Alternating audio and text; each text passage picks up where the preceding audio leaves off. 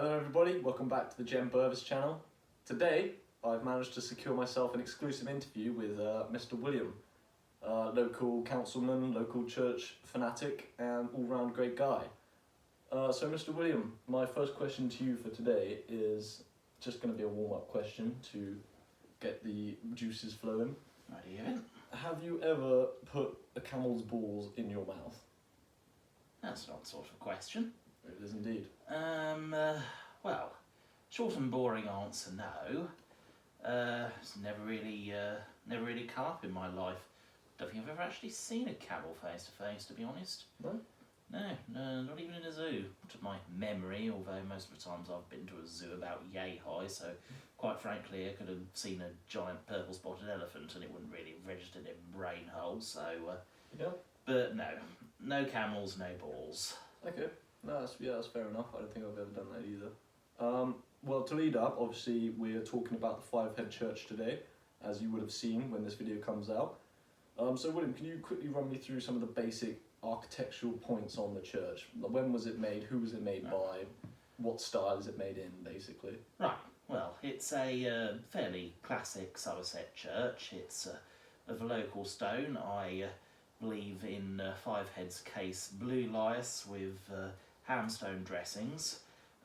Origins are 13th century, but again, as with many Somerset churches, has many perpendicular alterations of 14th and 15th century origin. Has a particularly nice perpendicular window on the west side of the tower that I'm rather fond of. Yeah. And yes, other noteworthy features, Norman font, which is always interesting. Previously had a rood screen at some point, as one can tell by the little archway that you can see on the in the crossing there, but unfortunately, unlike other examples around here, the rood screen there was clearly a casualty of the Reformation, which is a damn iconoclastic tragedy, but there you go. Yeah, absolutely, yeah. Have you been there before, or is this just purely from memory, or...? I've only been in it once, but and that was a year or two ago now, but I've passed by it a fair few times. Yeah. I can tell you that one of the best bits about the Crown pub is just the lovely view you get of the tower from being in the beer garden. It's makes for a nice backdrop, it does. No, it definitely does, yeah. I mean, like, because obviously churches are protected to some degree, like, you can't... When you're building and stuff, you can't really obscure churches. Like, is that a thing, or am I just talking absolute horseshit? I mean, well, to a degree, it's certainly the case in London. There are certain things which are protected views, where, for example, there are quite a few places where you're not supposed to obscure St Paul's from. yeah, A lot of the development around there has a height limit for that express purpose. yeah, Some of the recent tower blocks that have been shooting up have been rather challenging its dominancy of the skyline, but for a city like London that's somewhat to be expected. It's said in planning that there is no right to a view. okay, That mostly goes for private dwellings where sort of something new goes up next to it, and they say that, you know, you can object on things like a right to light if something overshadows you too much, completely obscures any light that you would have previously received. That is a reasonable grounds for objection, but there is no right to review. There is, otherwise everything that would be opposite a field, every time a new housing development would go up, people would say, "Where's my field gone?" And that would be a reasonable grounds for objection, which...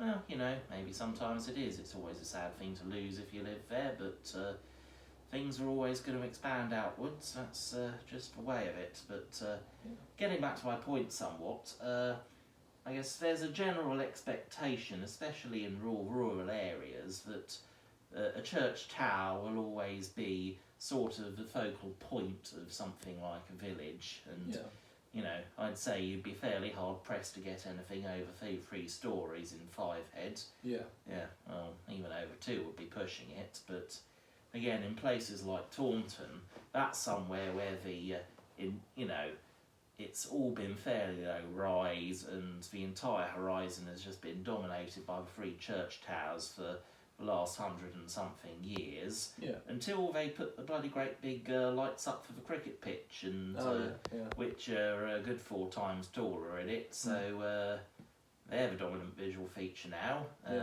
Lots of people have been complaining about them, but give it 20 years, they'll probably be iconic. Yeah, well, exactly, yeah. That tends to be the way these things go. Yeah. It leads me on to my other question is, I mean, obviously, we've talked about this before, and neither of us are especially religious, but do you think that little kind of country churches like this hold a certain kind of icon in the village? Do you think, to this date especially, like obviously, back in the day, it'd be a place of congregation for everybody at all, but do you think they still kind of hold that special kind of sphere of influence over the entire village, or has that been diminished? Absolutely they do. I mean, from a purely artistic standpoint, for one thing, there is a whole UNESCO World Heritage listing specifically for the church towers of Somerset. Okay. Because, just as a general blob, because there's such a great amount of them with such a great amount of very fine perpendicular detailing, and they're so characteristic of the area that they have that particular listing and that particular degree of protection, so much as it is. Yeah. So they're, as much as I hate to use this word, somewhat iconic in that department. And you know, any building like that that's at the centre of a community, physically as well as, you know, spiritually and anything else, as a church's five-head, I mean, it's not sort of out in the sticks. It really is right in the centre of the village. You can see it from the houses, you can see it from the pub. It's right there, bang smack in the heart of it. And as far as I know, it's reasonably well used. It's part of the Seven Sowers Benefice, which is a sort of a group of churches which sort of share a sort of small pool of vicars, because C of E nowadays is somewhat overstretched, but nevertheless they do their best to try and serve as many places as possible, and so they create these benefices to make sure that they can reach as far as they can, even if it's only a couple of services a month. Yeah. And I think it'll be hard to say really where we'll be in 2 or 3 generations. I mean, apart from a few sort of hard right internet weirdos, the grip of Christianity on the millennials is far from absolute. Yeah. So it's not the all-encompassing multi-generational force it once was. So absolutely, yeah. It's hard to say where we'll be 20, 30 years down the line, but I think especially in rural places where things are a little less cosmopolitan, there'll always be a place for religion. Yeah. Even if it's, you know, not necessarily true believers, but people who go to the harvest thing and the Christmas thing and maybe the odd communion thing once in a while, not so much as a religious experience, but as a community experience, because, you know, whatever the personal minutiae of their feelings towards God might be, they feel like the experience that it gives is a valuable one, and they, more often than not, I think, feel the place that it is given in is a valuable one. Yeah. You know, people around here, consciously or not, tend to like their history, and No, absolutely, yeah. if the local church were to be torn down or drastically mutilated in some way, you can pretty much guarantee that there'd be an outcry, and that outcry would be somewhat multi-generational. Yeah.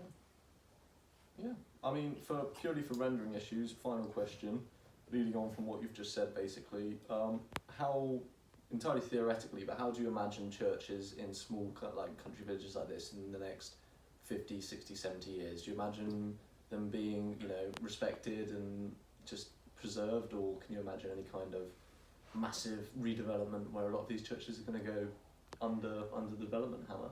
Well, I mean, the spectre of development and of churches becoming redundant is hardly a new issue. I dare say in a lot of places as congregations drop off, a fair few will lapse into private ownership, and of the ones that don't, a fair few more will be turned into community centres and various things like that, and in the spirit of creating a more usable space, the pews will go, various things will be swept aside, it'll all be cleaned and brushed up, and for better or for worse, the certain amount of the patina of years will be swept away, but nevertheless, generally speaking, apart from the most brutal renovations, something of the essence of years can remain.